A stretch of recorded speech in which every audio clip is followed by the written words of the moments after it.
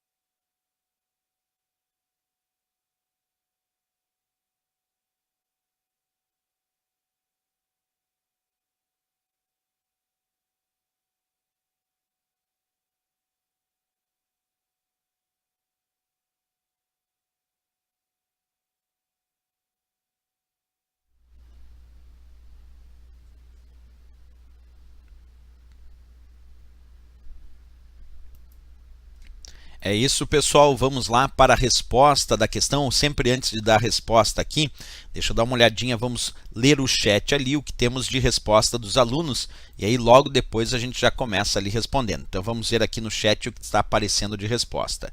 A Shirley, vamos ver aqui, o Fabiano Roberto Grotto, boa noite, Fabiano, seja bem-vindo à transmissão ao vivo. Respondeu a alternativa C. O João Soares respondeu a alternativa A. Quem mais aqui mandou? Vamos ver aqui. A Elida Marques pedindo para dar uma olhadinha no foco. Já resolvemos. Elida, valeu. O Rodrigo Roberto, a letra C. E a Shirley Rufino, a alternativa C também. Então vamos explicar um pouquinho melhor sobre essa questão. A questão dizia, acompanha lá, criptografia simétrica é um método de codificação que utiliza. Para explicar direitinho a questão, é necessário que nós possamos entender o que é criptografia em primeiro lugar e depois saber que tipos de criptografia existem. Então vamos fazer isso comigo. Criptografia. O que significa criptografia? Criptografia é o processo de embaralhamento. Deixa eu até tirar ali a minha imagem por enquanto, um pouquinho ali, ó. É o processo de embaralhamento ou processo de codificação dos dados. Esse é o significado de criptografia. Codificar é embaralhar os dados, ok? Bem, o que a criptografia garante na informática? Quando as provas de concurso perguntam por que utilizamos criptografia em documentos, mensagens ou transações, a resposta é que a criptografia serve para garantir a confidencialidade, o sigilo da informação. Várias questões de prova já pediram isso, inclusive da própria FCC, da própria Fundação Carlos Chagas. Então, criptografia é o processo de codificação, de embaralhamento dos dados, que visa garantir a confidencialidade ou o sigilo da informação. Bem, e a criptografia, ela é basicamente dividida em 2 grandes grupos, que é a criptografia simétrica e a criptografia assimétrica, que era justamente essa diferença que a questão exigia, entender a diferença entre a criptografia simétrica e a criptografia assimétrica. A principal diferença inicial entre criptografia simétrica e assimétrica é o uso dos seus algoritmos. Existem algoritmos criptográficos, que são sequências de cálculos matemáticos, que são tradicionalmente utilizados para criptografia simétrica, como, por exemplo, DES, 3Ds, AES, RC e IDEA, que são exemplos de algoritmos para criptografia simétrica. E nós temos também os exemplos de algoritmos para criptografia assimétrica, como o RSA e o ECDSA. E os algoritmos de hash, que são usados para dar integridade à assinatura digital, que são algoritmos de resumo, que aí nós temos os mais utilizados, o MD5 e o SHA, certo? Então, primeira diferença entre criptografia simétrica e assimétrica é o uso dos algoritmos, que usam algoritmos diferentes. E algoritmos nada mais são do que sequências de cálculos matemáticos para criptografar aquele documento, aquela mensagem ou aquela transação eletrônica, ok? Bem, mas além disso, o que mais nós temos que entender sobre a criptografia simétrica? Um ponto importante é o uso das chaves. Na criptografia simétrica, é usada uma chave secreta para criptografar os dados.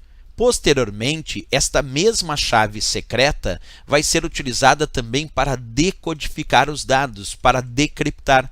E por isso mesmo ela se chama criptografia simétrica, porque usa a mesma chave. A chave que é utilizada para criptografar os dados é a mesma chave que posteriormente será utilizada para decodificar os dados, por isso que é chamada de criptografia simétrica. Na prática, como ficaria isso? Vamos imaginar ali o João querendo enviar uma mensagem com criptografia simétrica para Maria, e o Pedro, que está ali, é quem quer interceptar para saber que mensagem o João deseja enviar para Maria. Então, nesse cenário que eu estou mostrando agora, o João deseja enviar uma mensagem para Maria com criptografia simétrica. Esse é um ponto importante, usando criptografia simétrica. Bem, que chave o João vai utilizar para criptografar essa mensagem para Maria? O João vai usar uma chave secreta. Observa, o João quer mandar a mensagem para Maria dizendo aula hoje. Então, o João usa a sua chave secreta e criptografa essa mensagem. Aí essa mensagem agora fica ali codificada, isto é, criptografada, e ela vai para o meio inseguro que é a internet e chega na Maria. A Maria, que tem a mesma chave secreta que o João usou para criptografar, usa agora essa chave secreta para decriptar, decodificar a mensagem, e então lê a mensagem. E é claro que se o Pedro, no meio do caminho, tentar interceptar a mensagem, ele não vai entender nada, porque essa mensagem está criptografada e o Pedro não possui a chave para decriptar. Por isso que a gente acaba dizendo que a criptografia simétrica é aquela que usa a mesma chave secreta para criptografar os dados e, posteriormente, essa mesma chave secreta é usada para decodificar os dados. Se alguém não tem a chave, não consegue decriptar os dados, e isso garante o que a gente chama de sigilo ou confidencialidade. Claro que alguém poderia perguntar agora, nessa nossa transmissão, professor, e se o Pedro, sem vergonha, que está ali, que quer interceptar essa mensagem, e se o Pedro conseguir a chave? Bem, se o Pedro conseguir a chave, é claro, aí ele vai conseguir decriptar. Mas o ideal é que não consiga. Por quê? Porque a chave é secreta e só o João e a Maria que podem ter aquela chave se é só eles que querem entender a mensagem. Não podem vazar essa chave para o Pedro, ok? Bem, vamos entender um pouquinho melhor isso, então, comparando com um outro tipo de processo de criptografia, chamada de criptografia assimétrica. Na criptografia assimétrica, existe uma chave chamada chave pública, que é usada para criptografar os dados. E, posteriormente, uma outra chave diferente desta pública, mas pertencente ao mesmo par criptográfico, chamada de chave privada, será usada para decodificar essa mensagem. Então, no processo de criptografia assimétrica, nós usamos uma chave pública para criptografar os dados e, posteriormente, uma chave chamada chave privada será usada para decodificar os dados. Por isso que ela é chamada de criptografia assimétrica, porque usa chaves diferentes nos dois processos. Na simétrica, A chave que é usada para criptografar é a mesma chave usada para decodificar. Na assimétrica tem esse nome porque são chaves diferentes. A chave pública é usada para criptografar e a chave privada vai ser usada para decodificar esta mensagem. Num cenário de explicação, como funcionaria a nossa dita criptografia assimétrica? Como é que isso funcionaria? Vamos lá. O João quer enviar uma mensagem com criptografia. O João quer mandar uma mensagem para a Maria com criptografia assimétrica agora. O que o João tem que fazer nessa historinha? O João vai ter que usar a chave pública da Maria, porque no processo de criptografia assimétrica é necessário usar a chave pública do destinatário para enviar uma mensagem criptografada para esse destinatário. Então, se o João quer enviar uma mensagem com criptografia assimétrica para a Maria, o João vai ter que usar a chave pública da Maria para criptografar. Então, o João pega a chave pública da Maria e criptografa uma mensagem que será enviada para a Maria. Aí essa mensagem vai para a Maria, criptografada, e a Maria, de posse da sua chave privada, decodifica essa mensagem. Percebe que no processo de criptografia assimétrica, as chaves utilizadas pertencem ao destinatário. O João precisou usar a chave pública da Maria para criptografar a mensagem para a Maria. A Maria, de posse da sua chave privada, então, decodificou aquela mensagem. Por isso que é chamado de criptografia assimétrica, porque usa chaves diferentes nos dois processos, né? Beleza. Agora, deixa eu só dar uma boa noite aqui, pessoal, para o Sivaldo Lima Silva, que chegou agora na nossa transmissão. Pediu uma boa noite ali. Boa noite, Sivaldo. Obrigado também pela mensagem que tu acabou deixando ali, ok? Bem, mas tem a historinha também de perguntar. Observa, se por acaso o Pedro pegar a mensagem depois que ela foi criptografada, não tem problema, porque ele não tem a chave.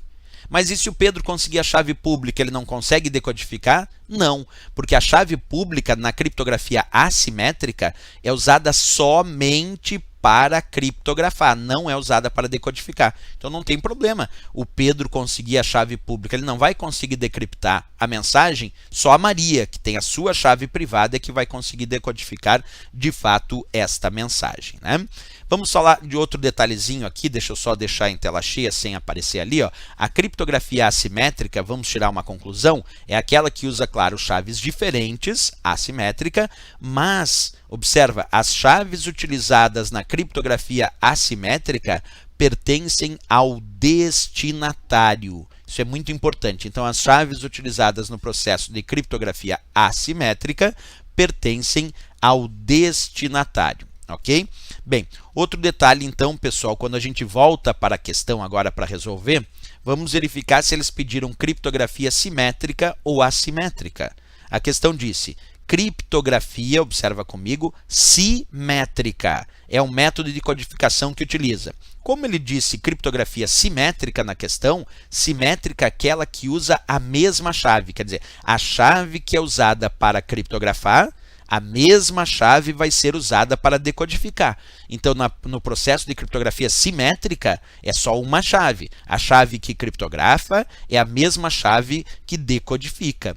Qual é a resposta, então, que nós temos aqui? Porque a letra A de América disse uma chave pública e uma chave privada para encriptar e decodificar a mesma mensagem. Errado, na criptografia simétrica não tem chave pública. Isso é da assimétrica. Na criptografia que ele pediu aqui era simétrica. Só tem uma chave. Então a resposta da letra A está errado, porque disse uma chave pública e uma chave privada. Não, isso é da assimétrica, não é da simétrica.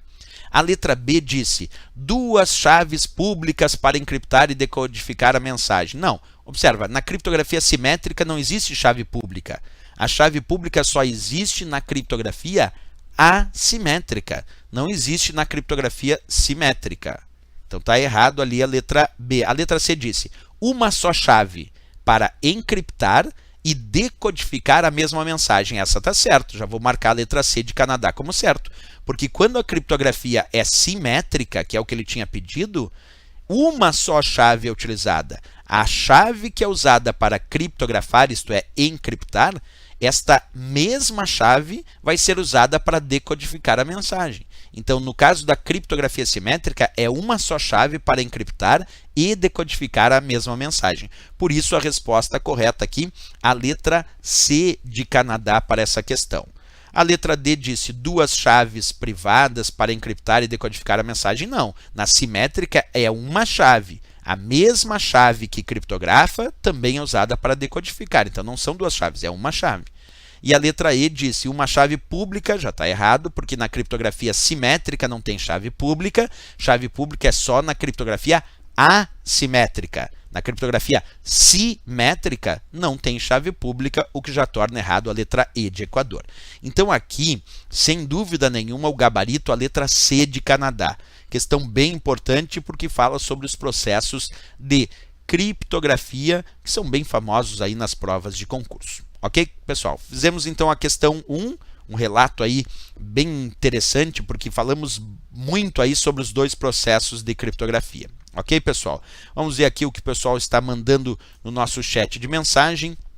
Vamos ler ali o chat. O Fabiano Roberto Grotto, dizendo ali, simétrica e assimétrica. Então, simétrica, uma chave, e assimétrica, duas chaves. Perfeito. Na simétrica nós temos um S só, e é isso que ele quer dizer, então é uma chave, e na assimétrica, como tem dois S ali, duas chaves. Boa dica aí, o Fabiano Roberto Grotto. E a Aline Tanaka, boa Fabiano, valeu, é verdade, boa dica aí do Fabiano para lembrar um pouquinho melhor sobre isso. Ok, pessoal, beleza, vamos para a questão número 2 agora da nossa aula de hoje. Deixa eu já colocar aqui no ar a questão 2 para vocês. Para quem está chegando agora, é bom lembrar que vem a questão na tela. Eu vou passar 2 minutos, um contador de 2 minutos, vocês têm 2 minutos para resolver a questão.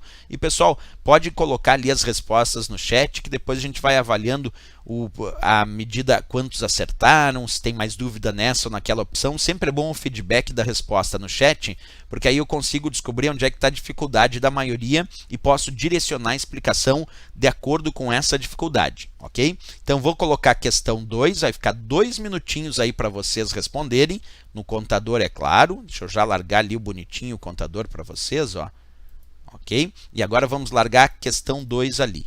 Beleza. 2 minutos, então, para resolver a questão e já já eu volto e dou o gabarito e as explicações.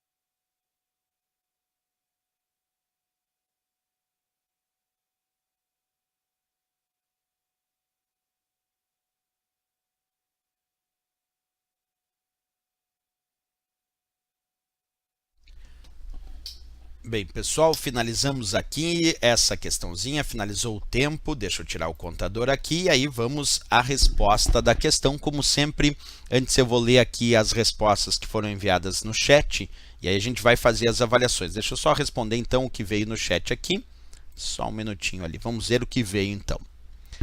Fabiano Roberto Grotto, alternativa A.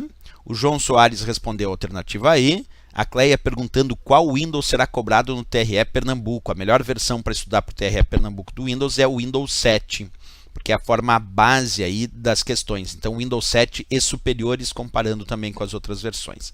Bem, ali está a Aline Tanaka, letra E de Equador. Fabiano Roberto Grotto ali deu uma explicação, a gente já vai explicar também aqui. Depois, a Silvana Lidice respondeu também a letra A de América. Então, vamos ver aí qual é a resposta adequada para essa questão. Ali, boa parte responderam, de fato, letra A e letra E, ok? Bem, vamos lá. Pessoal, o que nós temos de importante aqui em relação a essa questão que avaliar? Porque ele diz assim, o BIOS de um microcomputador é basicamente... Vamos ver na prática aqui, ó. Olha o que eu trouxe para vocês aqui. BIOS significa, vem do inglês, Basic Input Output System. Basic Input Output System. Traduzindo, eu já coloquei ali em cima para vocês, ó, significa sistema básico de entrada e saída. E aqui eu tenho, por exemplo, uma placa de um computador, onde eu estou mostrando o BIOS principal, o main BIOS, e também o BIOS de backup, que é uma cópia de segurança para o BIOS. BIOS é um sistema. BIOS, na verdade, não é hardware. BIOS é um software que está dentro de um microchip ali, está dentro de um hardware. O microchip é o hardware, que pode ser, por exemplo, de memória ROM ou de memória flash. Mas BIOS é um programa de computador, é um software, é um sistema. E se ele é um sistema básico de entrada e saída, qual é a principal função desse BIOS? Na placa-mãe dos computadores, a principal função do BIOS é fornecer um sistema de inicialização, para que o sistema saiba reconhecer como ele vai realizar a entrada e a saída de dados nesse sistema. Então, ele é um programa de computador que orienta o sistema durante a inicialização para que o sistema entenda quais são os elementos que vão ser usados tanto para a entrada da informação como também para a saída da informação. Por isso que ele é chamado de Sistema Básico de Entrada e Saída, o Basic Input Output System, e é um software, é um programa de computador. Bem, mas lembra que algumas provas de concurso já colocaram isso, né? O BIOS como sendo a ideia de recurso ou software muito utilizado para permitir a inicialização do sistema. E está certo quando eles dizem isso, né? BIOS é um software, é um programa de computador muito utilizado para fornecer a inicialização do sistema. Bem, depois disso a gente já pode dar a resposta então tranquilamente, né? Com certeza é a letra A, porque ele diz BIOS de um microcomputador é basicamente um sistema de controle de rotinas de entrada e saída. Isso está correto justamente porque a sigla BIOS é que diz isso, já que BIOS significa Sistema Básico de Entrada e Saída. E ali ele já começa na letra A dizendo que é um sistema, sim, está na própria sigla. Depois ele diz é um sistema de controle de rotinas de entrada e saída. Perfeito, porque BIOS significa Sistema Básico de Entrada e Saída. Então a resposta da letra A bastaria traduzir o que significa BIOS, Sistema de Entrada e Saída, que a gente já conseguiria dar a resposta para essa questão. A letra B disse uma memória de massa. Não. O que é memória de massa? É todo tipo de dispositivo capaz de armazenar um grande volume de dados. Por exemplo, o disco rígido é memória de massa, porque ele tem capacidade de armazenar um grande volume de dados, uma grande quantidade de dados. O que é um slot de memória regravável, que está ali na letra C de Canadá? Os slots, observa, slots são encaixes da placa-mãe para conectar placas de expansão. E nós temos vários tipos de memória que podem ser gravadas e regravadas. Até a própria memória RAM, que é a memória principal do computador, aceita gravação e leitura, quer dizer, leitura e escrita. Então pode ser gravada e regravada diversas vezes, né? E existem os slots da memória RAM na placa-mãe, mas isso nada tem a ver com o termo BIOS que aqui estava citado, né? Depois vem a letra D, um chip de memória de acesso randômico. Não. BIOS não é um chip. BIOS está armazenado, é um programa de computador, é um software que está armazenado no microchip. Mas dizer que BIOS é um chip, nem isso eu posso dizer. Ah, professor, mas está lá escrito no chip BIOS, mas o BIOS não é um chip. BIOS é o software, é o programa de computador que está dentro daquele microchip. E muito menos de memória de acesso randômico. Por quê? Qual é a memória de acesso randômico? É a memória RAM, porque a memória RAM significa RAM, Random Access Memory, quer dizer, uma memória de acesso aleatório. Então, BIOS não é um chip de memória de acesso randômico. A memória RAM, sim, é uma memória de acesso randômico, de acesso aleatório, está na própria sigla da memória RAM.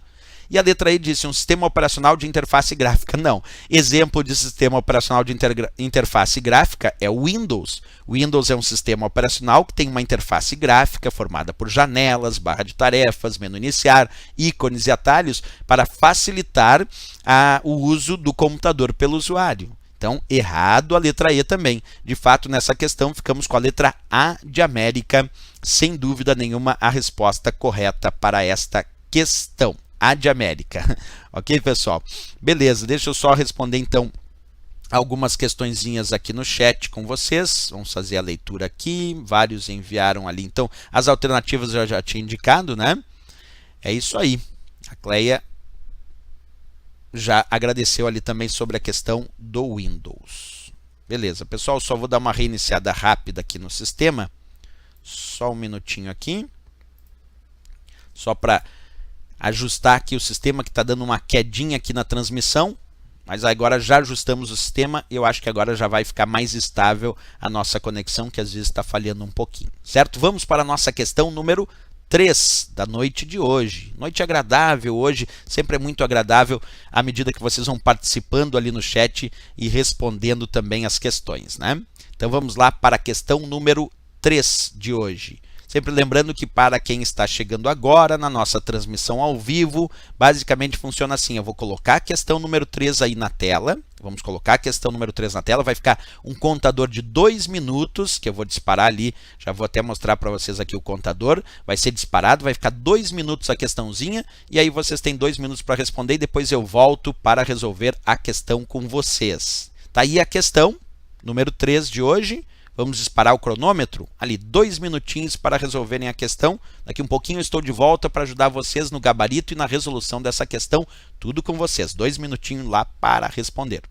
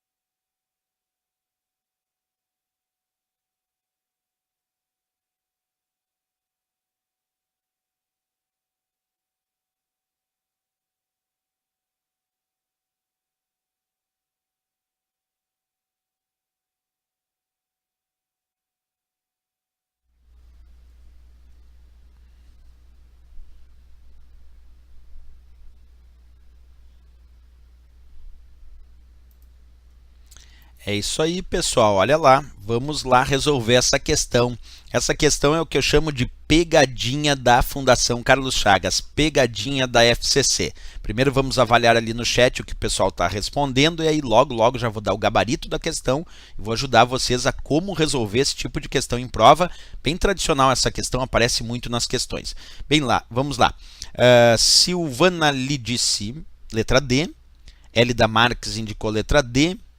Aline Tanaka, letra D. O Fabiano Roberto Grotto, letra D. A Silvana Lidice diz que está errado. Silvana Lidice, pois, colocou em outra célula, eu acho. Bem, vamos ver agora a resposta. Olha só. Pessoal, essa questão é perigosa nas provas da Fundação Carlos Chagas. Por que, professor, que é perigosa? Vamos ler atentamente a questão. Ele diz: considere uma planilha eletrônica inicialmente vazia. Isso quer dizer que inicialmente essa planilha eletrônica que ele citou aqui está vazia, não tem nada. Aí depois ele diz, onde na célula A1 é inserida a fórmula igual 35 mais B1 asterisco C1, que é 35 mais B1 multiplicado por C1. Como é multiplicação, primeiro eu teria que resolver B1 multiplicado por C1 e depois 35 mais o resultado dessa multiplicação em função aí das referências, mas já vou chegar lá. E aí ele diz, e nas células B1 e C1 são inseridos os números 3 e 4, respectivamente. Copiando-se a célula A1 para a célula C2, esta última apresentará o resultado. Aqui tem uma informação muito importante, é que quando nós construímos fórmulas dentro do Excel, e estas fórmulas não apresentam aquele símbolo do cifrão, quando tem cifrão numa referência de célula, a referência é absoluta e aquela parte que tem cifrão não altera quando o usuário copia e cola a fórmula. Mas quando a fórmula apresenta referências de célula, como nesse exemplo, B1 asterisco C1, percebe que não tem cifrão. E quando não tem cifrão, a referência é chamada de relativa. E aí, quando o usuário vai copiar esta fórmula para uma outra célula, as referências relativas, elas se alteram, elas não ficam as mesmas à medida que o usuário vai copiando e colando essa fórmula para outras células. Mas olha só agora o passo a passo, acompanhe atentamente comigo aí na tela. Eu vou separar, por enquanto, só o que interessa de informação da questão e depois eu volto nela. A questão diz assim, considere uma planilha eletrônica inicialmente vazia. Isso era muito importante. Depois diz que na célula B1 e na célula C1 tem respectivamente 3 e 4. Observa lá no enunciado, ó, nas células B1 e C1 são inseridos os números 3 e 4 respectivamente. Portanto, ele está dizendo que em B1 tem 3 e em C1 tem 4. E ele diz que na célula A1 digitou a fórmula igual 35 mais B1 asterisco C1. Mas ele não quer o resultado que está na célula A1, não foi isso que ele pediu. Ele diz que copiou essa fórmula para a célula C2 e quer descobrir qual é o resultado que aparece na célula C2. Olha lá o enunciado de novo no finalzinho. Copiando-se a célula A1 para a célula C2, esta última apresentará o resultado. Portanto, o resultado que ele quer não é o que está em A1, é o que está em C2. Agora, como descobrir qual é o resultado que vai aparecer na célula C2? Primeira dica que eu dou. Vai construir esse tipo de questão na prova? Analisa qual é a célula original. A1 é a célula original. Analisa qual é a fórmula que o enunciado indicou na célula original. Igual 35 mais B1 asterisco C1, como eu destaquei ali. Analisa para onde ele copiou e colou, que nesse caso foi para C2. E agora, coloca um traço ali, como eu estou colocando vermelho, acompanha comigo, e separa o que é coluna de linha. É importante fazer isso no rascunho da prova. Separa o que é coluna de linha. Agora pega só coluna. Coluna é letra. A para C. Quantos deslocamentos existem da coluna A para a coluna C? Bem, coluna A, B, C. Tem 2 deslocamentos de coluna da coluna A para a coluna C. E anota no teu rascunho ali, por enquanto, que existem 2 deslocamentos de coluna. Depois, vai para a linha. Verifica só o deslocamento de linha agora. Linha é o número. Linha 1 para linha 2, quantos deslocamentos de linha? 1 para 2 tem 1 deslocamento de linha. 1, 2. Só 1 deslocamento de linha. E anota no rascunho, como eu estou fazendo ali bonitinho, que tem 1 deslocamento de linha. O que eu vou fazer agora, professor? Agora eu vou construir a fórmula que vai aparecer na célula C2. O sinal de igualdade não muda, esse fica sempre igual. Aquele 35 que está aparecendo ali, observa comigo esse 35. Será que esse 35 altera? Não altera porque ele não é referência de célula. Quando é valor, tipo 35, 12, 14, quer dizer, não é referência de célula, não é B1, não é C1, não é D2. Quando é só um valor, o valor permanece igual na fórmula. Então, o 35 ali, observa comigo, na célula original era 35. Quando copiar, vai continuar 35. Porque valores que não são referências de célula continuam iguais. Continua para mim. O sinal de adição não altera. Agora vem a pergunta. Ali onde tem B1, vamos analisar individualmente primeiro só a coluna B desta referência de célula. Quando não tem cifrão, isso quer dizer que a referência é relativa. e ela vai alterar de acordo com o mesmo deslocamento identificado. Como eu estou identificando aqui coluna B, quantos deslocamentos de coluna eu identifiquei? Lembra? A para C deu 2 deslocamentos de coluna. Então, a coluna B, que não tem cifrão, com 2 deslocamentos de coluna, o que que vira? B, C, D. Quer dizer que a coluna B com 2 deslocamentos de coluna vai virar coluna D. Ok, já sei que a coluna B com 2 deslocamentos de coluna, por ser relativa, quer dizer não tem cifrão, vira D. Se fosse cifrão B, ficaria cifrão B. Mas como era só B, tem que deslocar o deslocamento de coluna identificado, que foi 2. E aí o B vira D, porque B, C, D. Agora aquele 1 é linha. Quantos deslocamentos de linha nós identificamos? Observa ali no rascunho. Identificamos um deslocamento de linha. Então, 1 mais um deslocamento de linha virou linha 2. Quer dizer que aquela linha 1 com mais um deslocamento de linha vira 2, porque eu identifiquei lá no meu rascunho que tinha um deslocamento de linha. Continua. O asterisco é multiplicação, não muda, fica igual. Agora vamos ver aquela coluna C. Não tem cifrão. Quando não tem cifrão é relativa, tem que verificar o deslocamento. Quantos deslocamentos de letra, isto é, de coluna? 2. Se tem 2 deslocamentos de coluna, 2 deslocamentos para a coluna C vira o quê? C, D, E. Quer dizer que a coluna C vai virar coluna E, porque 2 deslocamentos para a coluna C vira coluna E. E depois, professor, por último nós temos a linha 1 ali, ó. 1 é linha, não tem cifrão, é relativa, tem que verificar o deslocamento. Quantos deslocamentos de linha? 1. Se tu identificou um deslocamento de linha, 1 mais 1 deu 2. Quer dizer que vai virar ali E2. Então, a fórmula que vai aparecer na célula C2 quando ele copiar vai ser igual 35 mais D2 asterisco E2. Vamos isolar e vamos deixar só essa fórmula para resolver. Observa, vamos deixar só essa fórmula, que é o que ele quer, a fórmula que está em C2. 35 mais D2 asterisco E2. Isolei. Agora vamos procurar os valores. O que está dito na questão? Igual 35. Beleza, isso foi feito. Mais D2. Quanto vale D2? Se a questão disse considere uma planilha eletrônica inicialmente vazia e só deu os valores de B1, que é igual a 13, e C1, que é igual a 4, isso quer dizer que as outras estão vazias. E para efeito de cálculo nessa fórmula, se D2 está vazio, quer dizer que vale 0. 0, D2 vale 0. Percebe? O enunciado disse considere uma planilha eletrônica inicialmente vazia, quer dizer que a princípio todas as células estavam vazias. Aí ele disse que colocou em B1 igual a 13 e C1 igual a 4. Só essas duas têm valores. As outras células estão vazias. Então D2, já que não foi informado, quer dizer que se enquadra inicialmente vazia. Então se está vazia, para efeito de cálculo vale 0. Aí tem asterisco, que é multiplicação E2. E2 também não foi indicado, então se enquadra como inicialmente vazia. Continua valendo 0 também. Agora virou uma questão matemática. Igual 35 mais 0 asterisco 0. Primeiro eu faço a multiplicação. 0 multiplicado por 0 é 0. Aí fica 35 mais 0, que dá 35. Quer dizer, o resultado desta fórmula, quando ele copiar para a célula C2, vai ser 35. E onde nós encontramos 35? Olha lá, na letra C de Canadá, que é a resposta correta para essa questão. C de Canadá. Uma baita de uma pegadinha, quer dizer, brincando aqui, né? Uma pegadinha da Fundação Carlos Chagas que faz muita gente errar. Então, pessoal, observa e cuida muito esse tipo de questão. Tem que fazer o esquema. Quando a referência não tem cifrão, ela é relativa. Aí tem que verificar o deslocamento de coluna e linha. Se a referência tiver cifrão, aí fica igual, porque daí é referência absoluta. O que tem cifrão copia igual. Não tinha nessa, mas em outras questões que a gente vai fazendo aqui ao longo dessas nossas transmissões vão ter, né?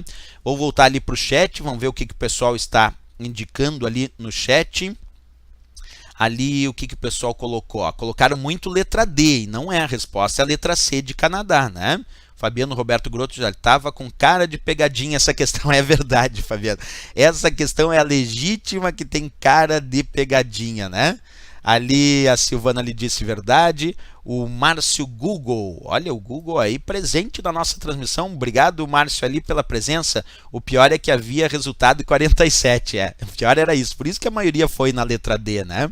A maioria foi na letra D, envolvido aí na pegadinha da Fundação Carlos Chagas para essa questão. Mas é legal a gente ver essas questões aqui na aula, Porque aí quando tiver lá na prova esse tipo de questão, a gente já fica mais antenado, né? Porque o problema desse tipo de questão aqui é a gente cuidar no dia da prova. É bom que a gente faça aqui, na nossa aula de hoje, que a gente veja outras questões, né? A Elida Marques dizendo ali, ótima explicação, errei agora para não errar na prova. Exatamente, Elida, esse é o objetivo. Errar agora, depois ver como resolve a questão, e aí a gente não erra mais na prova. E é interessante, vocês veem quantas questões a gente já fez aqui ao longo dessas nossas transmissões ao vivo, de coisas que são pegadinhas, que a princípio a gente olha a questão, a gente acha até, mas que fácil a questão, e depois que a gente vai ver que tem uma pegadinha envolvida, porque a Fundação Carlos Chagas, FCC, é campeã de fazer essas pegadinhas nas referências relativas e absolutas. Então a gente tem que ficar muito ligado nessa história, como disse ali a Elida Marques, né? Errei agora para não errar na prova. É isso aí, o ideal é não errar mais na prova. Ok, pessoal? Vamos para a nossa questão 4. Essa foi a nossa questão 3, né? Então vamos lá. Para quem está chegando agora, como sempre eu digo, eu vou colocar a questão 4 aqui no ar. Já vamos colocar ali o nosso contador regressivo, e aí quando eu colocar a questão 4, vai ficar 2 minutinhos para vocês responderem, depois desses 2 minutos eu volto e respondo a questão com vocês. Então agora eu vou liberar a questão 4, certo, pessoal? 2 minutinhos então, para resolver essa questão, tudo com vocês, já já, estamos de volta.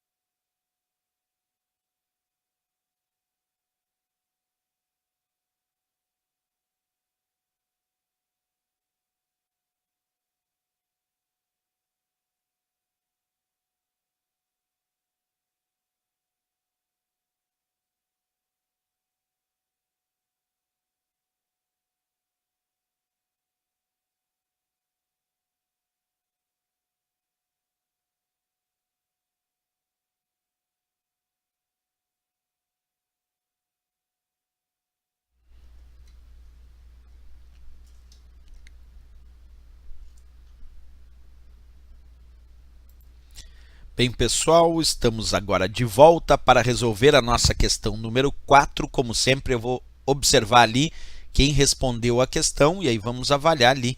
A Silvana Lídice disse que foi a letra E de Equador. A Aline Tanaka está na dúvida e perguntou, será que é a B? Pode ser ou não. Vamos verificar agora as respostas olhando aqui no passo a passo. Essa questão esconde algo que normalmente os concurseiros não estudam, mas que a Fundação Carlos Chagas fez nessa questão e já fez em outras. Ali o Fabiano Roberto Grotto dizendo, C de chute. Boa. Johnny Cristóvão de Santana, seja bem-vindo, indicou ali a letra B como a resposta correta. Vamos verificar o porquê. Como eu dizia, quando a gente usa o Word, deixa eu colocar até o Word aqui na jogada, antes de resolver a questão, observa o que eu vou mostrar primeiro num passo a passo. Deixa eu aumentar aqui o nível do zoom para todo mundo enxergar bem aqui a imagem do Word. Agora eu vou aumentar ali, vamos colocar uma fonte tamanho 34 e vamos digitar aqui alguns textos malucos, só para a gente fazer um testezinho. Aí, está bom. Quando a gente fala sobre o Word, nós temos os chamados alinhamentos horizontais. Quais são os alinhamentos horizontais do Word? Vem comigo, ó. Existe aqui na guia página inicial do Word o grupo parágrafo, e aqui estão os alinhamentos horizontais, que é o alinhar texto à esquerda, então o alinhar à esquerda, temos o centralizar, cliquei agora para centralizar o texto. Temos também o alinhar texto à direita, que é o alinhar à direita, que alinha junto à margem direita. E temos também o justificar, que justifica alinhando junto à margem esquerda e direita ao mesmo tempo. Esse é o nosso justificar. Então, temos 4 alinhamentos horizontais, porque esses 4 alinhamentos à esquerda, centralizado, à direita e justificado, esses 4 alinhamentos são horizontais, alinhamentos horizontais de parágrafo. Percebe que em nenhum momento aqui eu falei de alinhamento vertical. Então, os 4 alinhamentos horizontais são à esquerda, centralizado, à direita e justificado. 4 alinhamentos horizontais. Professor, mas onde é que eu descubro os alinhamentos verticais? Porque esses 4 são horizontais. Os alinhamentos verticais, o usuário precisa clicar na guia layout da página. Dentro da guia layout da página, nós vamos encontrar um grupo chamado configurar página. E aí temos o ícone aqui do grupo configurar página. Quando o usuário clica nesse ícone do grupo configurar página, aparece a caixa de diálogo configurar página. Tem uma guia aqui chamada layout e aqui aparece escrito alinhamento vertical. E aí nós temos 4 alinhamentos verticais, que são superior, centralizado, justificado e inferior.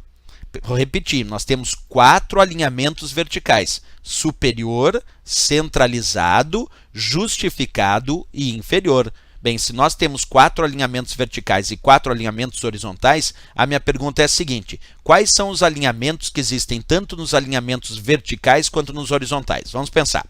Nos horizontais eu tenho à esquerda, centralizado, à direita e justificado.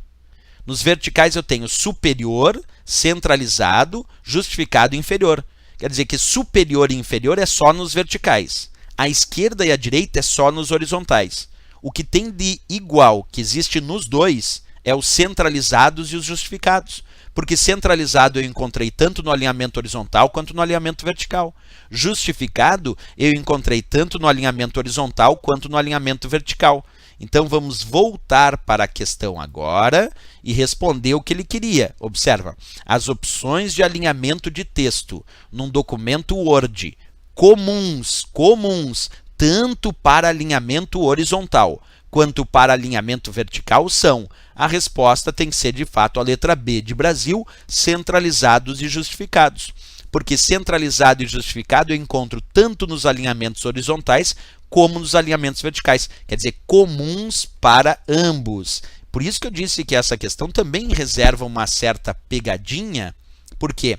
Porque normalmente a gente costuma estudar só os alinhamentos horizontais e não lembra que existe também os alinhamentos verticais, superior, inferior, centralizado e justificado.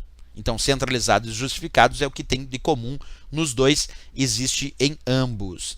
Vou lá para o chat agora, aqui com vocês, vamos ver o que o pessoal tem dito aqui. O pessoal respondeu, né? A letra E, a letra B. O Fabiano mesmo disse que chutou ali na letra C, mas a resposta de fato é a letra B de Brasil para essa questão, como disse ali o Johnny Cristóvão de Santana. Azar, Johnny, então acertou a questão ali, bem faceiro. Quem mais acertou foi a Aline Tanaka, que fez ali a pergunta, né? Perguntando se era a B, e é de fato a letra B.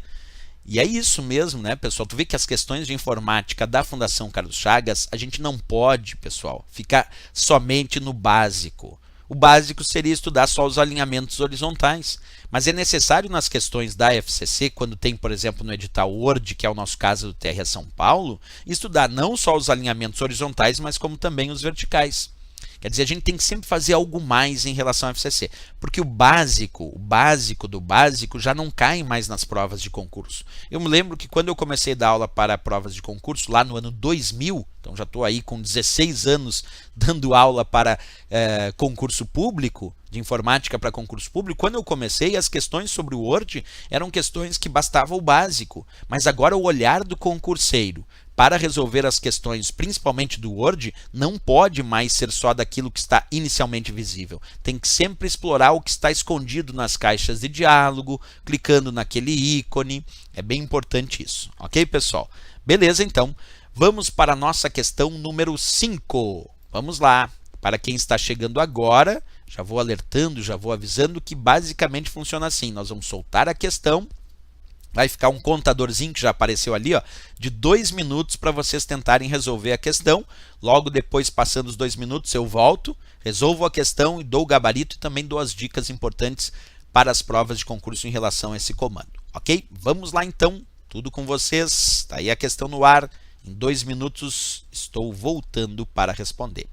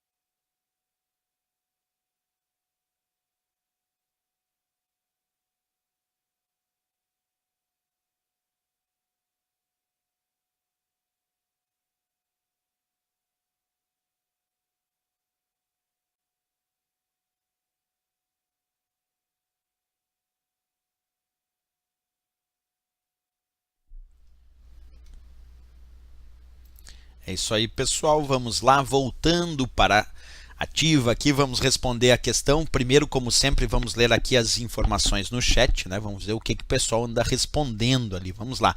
A Silvana, a Aline Tanaka dizendo que a FCC cobra conhecimento técnico de informática para nível médio. É verdade, muitas vezes parece isso, né, Aline? A Silvana ali respondeu a letra C, o Márcio Google a letra C, a Aline Tanaka a letra C, o Fabiano Roberto Grotto também a alternativa C. O Márcio Google dizendo que a RAM ajudou, é verdade. O Johnny Cristóvão de Santana, falando verdade, Márcio, e também indicou a letra C como resposta. O Fabiano Roberto Grotto também resolveu essa por exclusão em função da RAM. E o Johnny Cristóvão de Santana dizendo, mas tenho a sensação de que tem alguma casca de banana aí.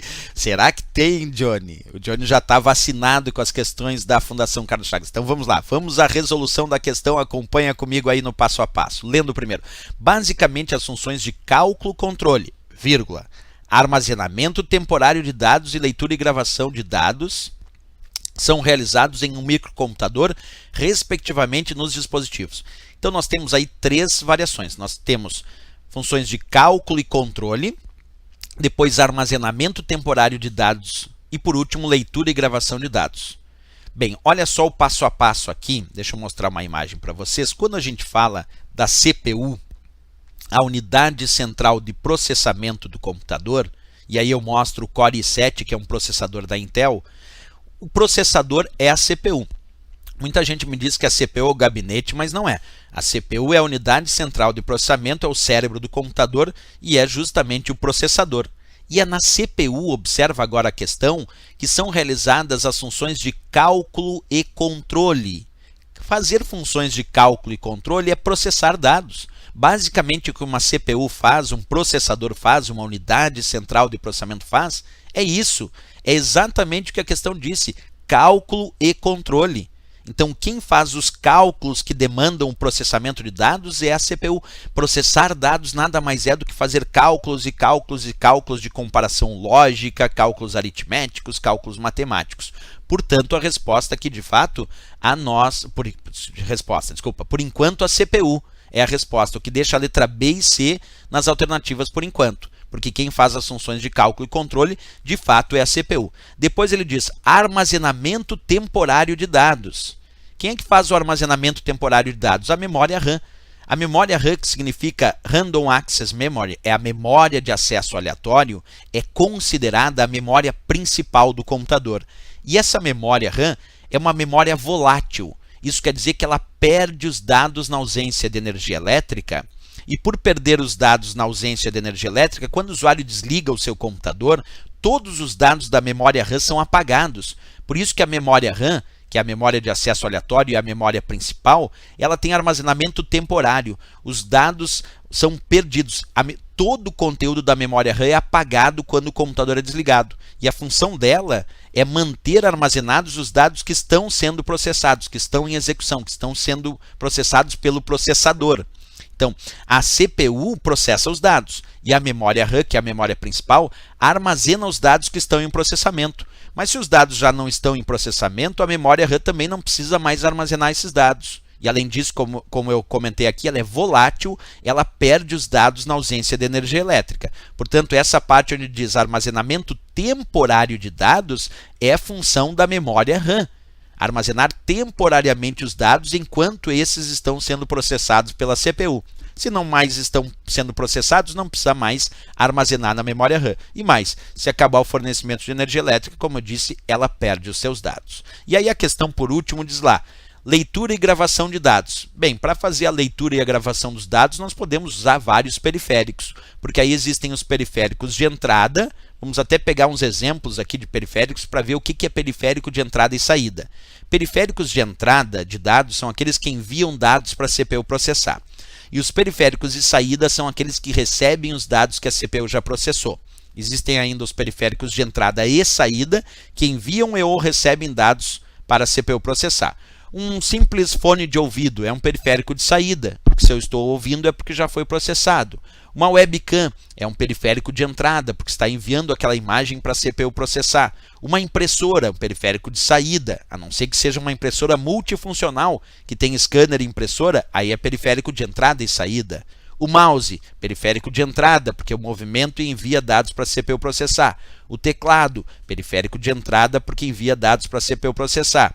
O microfone, periférico de entrada, porque envia dados para a CPU processar. O monitor do computador, o vídeo, periférico de saída, porque se está aparecendo no monitor é porque já foi processado pela CPU. O scanner, periférico de entrada, porque envia dados para a CPU processar. A caixa de som, periférico de saída, assim como o próprio fone de ouvido. Então nós temos, só um detalhe, no caso do vídeo do monitor, ele pode ser periférico de entrada e saída simultaneamente se ele for touchscreen, porque daí ele é de saída, porque mostra a imagem que foi processada, e é de entrada porque aceita toque na tela e envio de informações para a CPU processar. Isso é só um exemplo de que sim, os periféricos, como citado na questão, são de fato usados para leitura e gravação de dados. Então, quando a gente pega a questão aqui, CPU responde por funções de cálculo e controle. RAM, armazenamento temporário de dados. E periféricos, leitura e gravação de dados. Por isso que a resposta aqui ficou a letra C de Canadá para essa questão. A maioria ali mesmo acabou acertando a questão. Deixa eu até ler um pouquinho mais o chat. Olha ali, ó. O pessoal disse assim, alternativa C, a RAM ajudou. Também vou na C. Aí o Fabiano já tinha dito que resolveu por causa disso. O Johnny Cristóvão de Santana deu os risos ali em função de achar que tinha uma pegadinha, mas nessa não tinha pegadinha não, essa era preciso, né? E o Fabiano Roberto Grotto dizendo RAM é memória volátil e perde os dados na ausência de energia elétrica, exatamente ali a descrição do Fabiano Roberto Grotto. Resolvemos a questão 5. Então vamos lá, agora nós vamos para a nossa questão número 6, essa aqui ficamos com a letra C de Canadá. Como sempre eu digo, para quem está chegando agora, nós vamos resolver a questão 6 e vai ficar 2 minutos a questão aparecendo para vocês tentarem resolver. E aí logo depois eu volto para resolver com vocês e dar o gabarito, certo? Já vamos colocar ali o contadorzinho bonitinho, já vou sair do ar aqui, beleza? Vamos colocar a questão. Vocês têm então 2 minutos para resolver a questão. Logo, logo eu volto e resolvo com vocês. Até mais.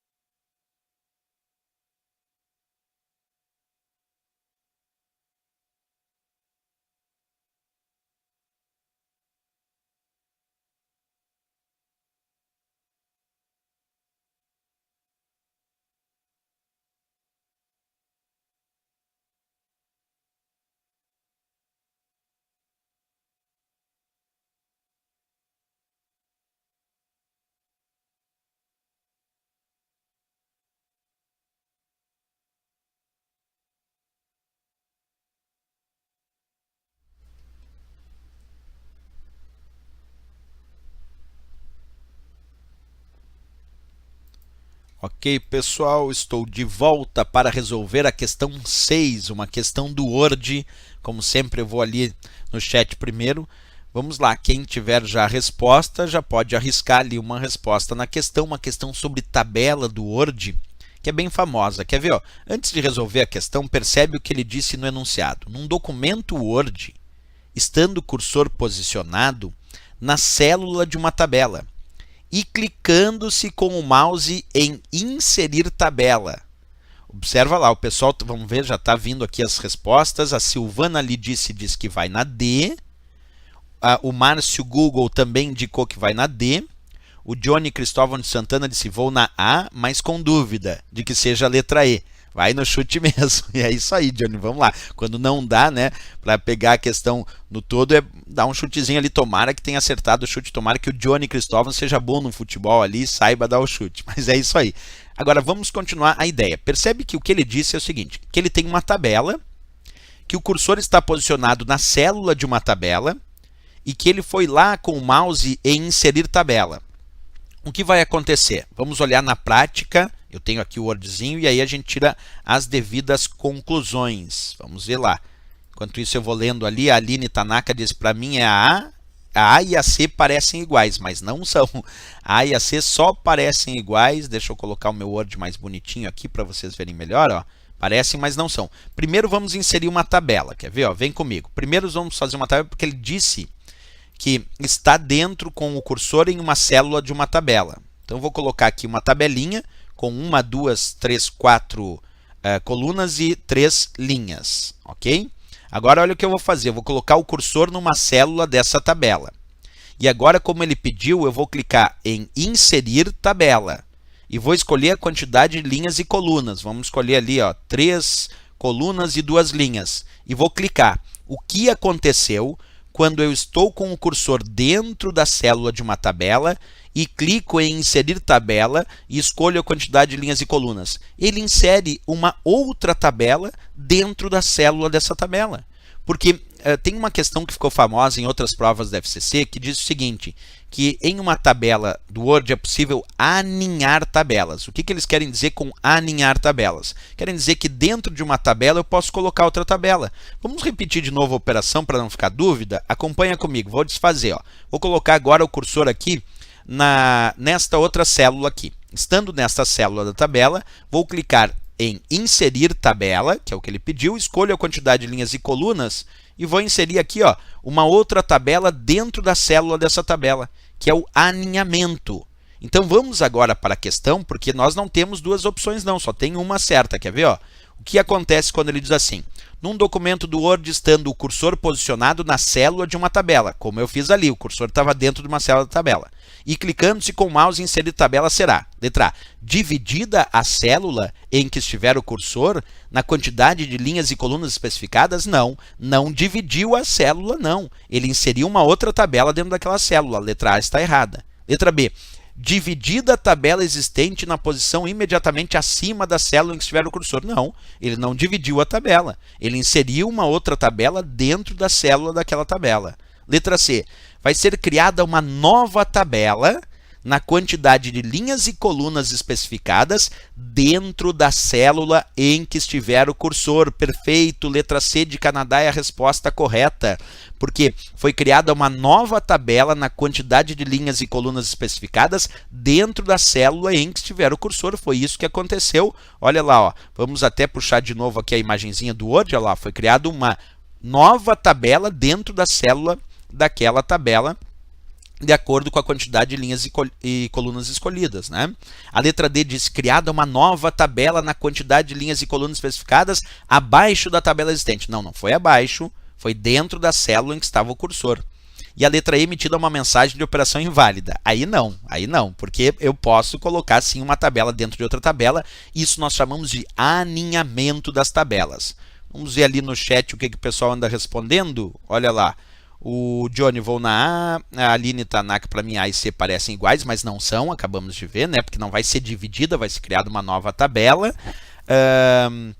O Fabiano Roberto Grotto diz, acho que é a B, outro chute, era a C de Canadá, na verdade, né, Fabiano? A Silvana lhe disse, escolhi D, E devo estudar mais. Muito boa, Silvana, essa. O Márcio Google disse: eu pensei que a nova tabela fosse ficar fora da tabela inicial, ou seja, que o Word não reconhecesse célula, somente tabela. Mas reconhece, né? O Fabrício Zac, ele disse ali: erraria bonito, mas não pode errar, Fabrício. É bom errar aqui, né? Porque depois na prova acerta. Johnny Cristóvão ali acabou dizendo que errou, e o Márcio Google, a explicação de aninhar é ótima. É esse termo, Márcio, esse termo aninhar, que é colocar uma tabela dentro de outra tabela, é bem comum nas provas, a FCC usa seguido esse termo. E o Johnny Cristóvão de Santana dizendo: será que confundimos com inserir uma tabela no Excel? Com certeza, né? Porque no Excel aí são outras historinhas importantes sobre o caso de mesclar células, entre outras historinhas, né? Fabiano Roberto Grosso diz: ninguém acertou, mas a gente aprende errando. É perfeito. Essa é a melhor frase. Ó. A frase do Fabiano Roberto Grotto é sensacional, porque é assim mesmo. O importante dessas aulas, e o meu objetivo, pessoal, aqui, é que a gente consiga pegar as questões que são confusas e tirar a confusão, para chegar no dia da prova mega afiado, muito melhor que os concorrentes, que é o nosso objetivo, né? Ali o Fabiano Zac dizendo: agora é a hora de errar mesmo. Isso aí, as duas dicas ali, tanto a do Fabiano quanto a do Fabrício, são excelentes. O importante é que a gente fique atento agora para não errar depois. Ok, pessoal? Essa então era a nossa última questão da aula de hoje, a nossa questão 6. Sempre lembrando que cada entrada ao vivo a gente resolve 6 questões de informática para concurso. Amanhã eu volto, vou voltar amanhã pela parte da manhã e também à noite. Então, manhã e noite, amanhã teremos transmissão ao vivo resolvendo questões. No mais, eu agradeço imensamente a todos que participaram hoje aqui no chat, a todos que não conseguiram participar no chat, mas assistiram a aula. Sempre peço para vocês, pessoal, se gostaram da nossa transmissão ao vivo, marca gostei ali. E também se inscreve no nosso canal, mas é muito importante marcar o gostei para que a gente saiba que o resultado está sendo produtivo e que vocês gostam das nossas transmissões ao vivo. Lembrando também que nós vamos deixar gravada essa transmissão ao vivo, vai ficar gravada e disponibilizada no nosso canal com as outras aulas e as outras transmissões resolvendo questões. Então assiste lá, quanto mais gente assistindo, mais feedback importante de saber que nosso trabalho está sendo produtivo, né? Aline Tanaka dizendo: quando mais confuso melhor, prof, não adianta ficar amaciando pra gente. É verdade, concordo com a Aline. A gente tem que fazer as questões que são as mais difíceis aqui, porque aquelas fáceis a gente faz sozinho em casa, né? Boa noite, pessoal. Boa noite a todos. Obrigado mesmo pela presença de todos e até a nossa próxima aula, até a nossa próxima transmissão ao vivo. Valeu a todos. Até lá. Bons estudos.